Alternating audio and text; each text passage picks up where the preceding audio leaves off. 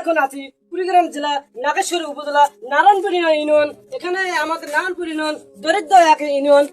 সাম্প্রতিক সামাজিক যোগাযোগ মাধ্যমে ভাইরাল হওয়া তাইজুল ইসলাম তাজু কোনো পেশাদার সাংবাদিক নন। কুড়িগ্রামের এক সংগ্রামী তরুণ। তাকে নিয়ে ইন্টারনেটে প্রচুর ট্রোল ও আলোচনা হলেও তার বাস্তব জীবন অত্যন্ত কষ্টের। তাইজুলের পুরো নাম তাইজুল ইসলাম। তিনি কুড়িগ্রামের নাগেশ্বরী উপজেলার প্রত্যন্ত চর নারায়ণপুরের বাসিন্দা।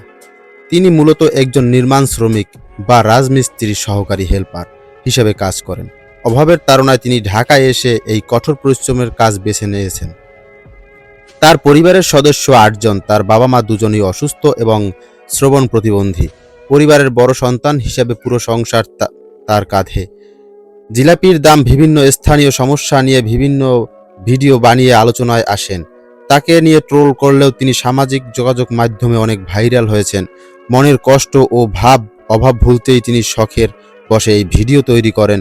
ভিডিও ভাইরাল হলেও তার দারিদ্র্য দূর হয়নি। বর্তমানে তিনি পুনরায় তার রাজমিস্ত্রির কাছে ফিরে যাওয়ার কথা জানিয়েছেন। সামাজিক মাধ্যমে তার এই সংগ্রামের গল্প প্রকাশ পাওয়ার পর অনেক মানুষ তার প্রতি সহানুভূতি প্রকাশ করেছেন।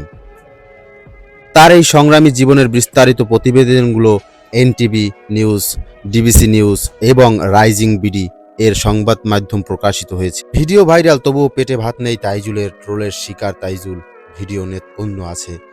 আমি সাংবাদিক না, পরিবারের দুঃখ কষ্ট ভুলতেই আমি ভিডিও করি। কথাগুলো আমার নয়, তাইজুলের।